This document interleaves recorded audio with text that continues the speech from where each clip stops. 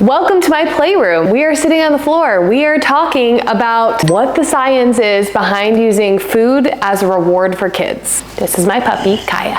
Hi. What about rewarding kids for eating certain foods like vegetables? How does rewarding kids for eating and food rewards affect our kids' behavior? Does any of this affect disordered eating risk? Will using M&Ms for potty training cause more problems than it solves? And what about paying kids for eating vegetables? So let's talk about food rewards and rewards for eating food. I'm Dr. Taylor and I talk about healthy relationships with food for kids. Don't forget to like and subscribe so the algorithm brings you back here if you want to keep learning about that. Quick disclaimer, this video is not medical advice. Please talk to your child's pediatrician or dietitian if you have any concerns about your child's nutrition, growth, or eating behaviors. First, when we're looking at using food as a reward for something, we have to look at why we're doing that. What's the purpose? Like what we're trying to get out of it. Okay, so we're mostly going to be talking about two things. One is using food as a reward for eating other foods, like bribing with dessert to eat your vegetables. And number two is using food like sweets as a reward for behavior, like correctly answering a question in school. Interesting fact alert, 18 to 30% of parents report using a preferred food as a reward for eating a healthy food. So this is a common thing. My dog is getting lots of pets during this video and she's very happy about it.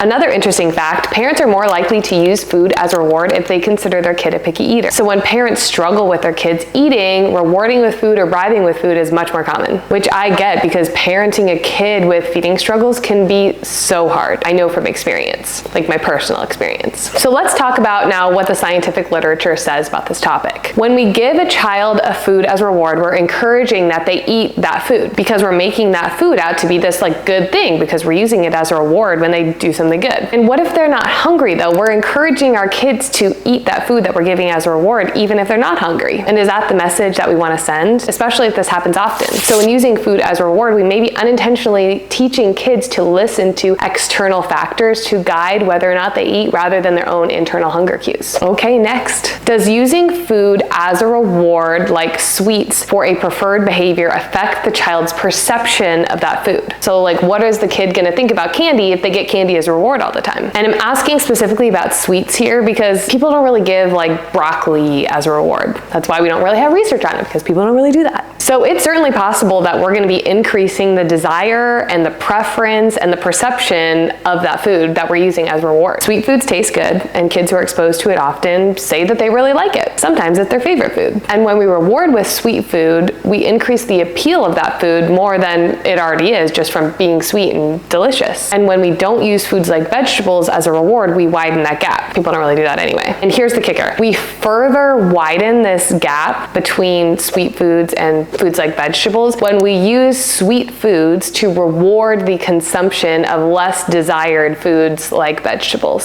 So like when we say, eat your vegetables before we get dessert, that's counterproductive. Just like pressuring kids to eat is counterproductive, which is kind of like a theme with some of these like traditional food parenting things. Okay, so now how do food rewards affect a child's behavior? When we give our child a food as a reward, we're teaching our kids to make an association between a behavior in that food, an emotion in that food, or both. Because of this, kids ages 3 to 5 whose parents use food as a reward were more likely to eat in response to negative emotions than those who weren't given food as a reward. That's from this study here. Does this mean that using food as a reward causes kids to eat emotionally? No, it doesn't, but the association is definitely there. And also, this study found that in families where the mom uses food as a reward, the kids were more likely to be emotional eaters. And this research looks at the effect of moms on kids more than dads, just because a lot of the research on parenting tends to focus on moms. Does using food as a reward make it more likely that kids are going to eat healthy foods? Because that's what a lot of times parents are trying to use food as a reward, right? Like we're trying to get them to eat their vegetables. And we already talked about that a little bit, but let's now say this is for the parent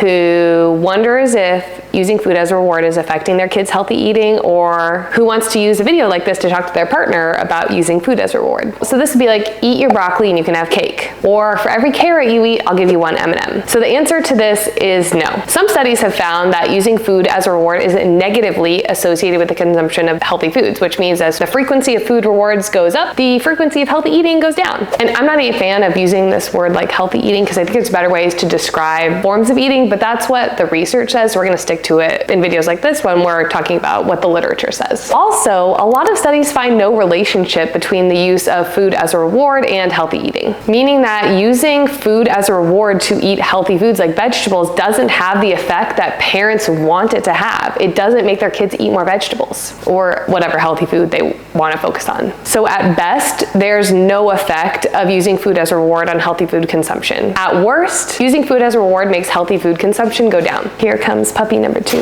Now, does using food as a reward affect the consumption of unhealthy food? Okay, so think like candy here. And the answer is yes. Yes, it does. The same meta-analysis that I just talked about in the last question found a positive relationship between the use of food rewards and unhealthy eating. So as food rewards goes up, unhealthy eating goes up. And this isn't just because kids are eating the candy they get as a reward. We know that using food as a reward makes that food more desirable, so kids are gonna want that food more. Okay, and here's a quote from this paper that I thought it was funny. I'm gonna read it. However, less is known about how the utilization of healthy foods, such as fruits and vegetables as rewards, can influence child food consumption outcomes. And I think this is hilarious because they're like, the authors of the study are like, we don't know how using broccoli as a reward affects the choices that kids are making. Well, duh, nobody is using broccoli as a reward. Anyways, I just thought that was kind of funny. Moving on. So what if you reward food consumption with a non-food item, like a toy or money? So the theory here is that if you reward food consumption, like healthy food consumption, with a toy or money or whatever extrinsic or outside of your body motivator, you're gonna increase the internal drive that someone might have to perform that activity. And this is according to the self-determination theory. So a child might see eating a vegetable as like a means to an end, or an unpleasant task followed by like the real desired thing, which would be the sweets or whatever food is being used as a reward. So that's a theory. Now, what does the research say? Most find no association between healthy food eating and using a non-food reward in kids. A few studies found that it actually increased healthy eating, and one study found that it decreased healthy eating. So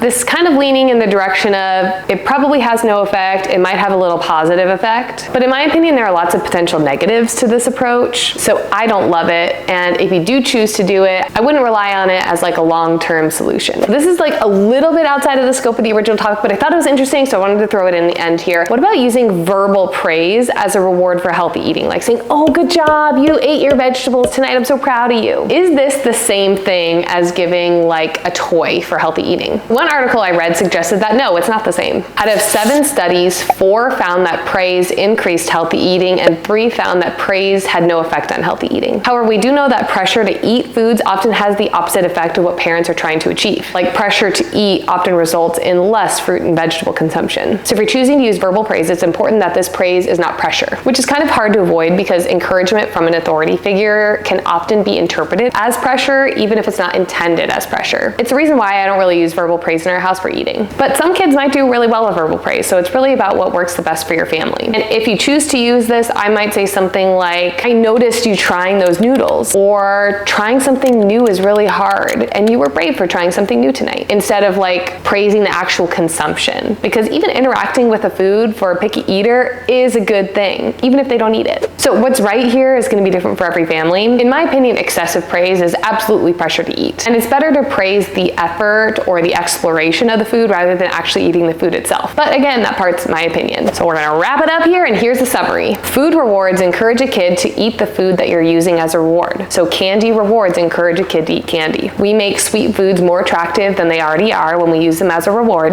There's an association, it's not causative, association between emotional eating and using food as a reward in kids. Rewarding healthy food consumption with sweets, so saying like, you ate your vegetables, I'm gonna give you cake, doesn't increase the consumption of that healthy food. Rewarding healthy food consumption with non-food items might increase the consumption of that food, but I'm still not a fan of the long-term use of that practice. Verbal praise might increase the consumption of healthy foods, but pressure to eat healthy foods decreases the likelihood that a kid is gonna eat it. So here's my recommendation. I don't recommend using food as a reward, and I don't recommend rewarding kids for eating food. But every family is different, and the most important thing for you is to find a system that works for your family. Will giving your kids a few M&Ms for potty training or your kid's teacher using candy as a reward in the classroom ruin their relationship with food? Probably not. But we can't look at this in a vacuum. Your feeding approach is more complicated than doing exactly what the research says. And remember, a lot of this research is done on neurotypical kids, kids who haven't experienced food trauma. So if your kid is neurodivergent or if your kid has experienced food trauma, there's going to be additional factors factors at play that your child's medical team, therapist, dietitian can help you work out. Okay, so this was a really fun topic to research. If you like this style of video, and if there's any other topics you want me to do a deep dive into the literature on, let me know in the comments and I will get to researching. Thanks for watching.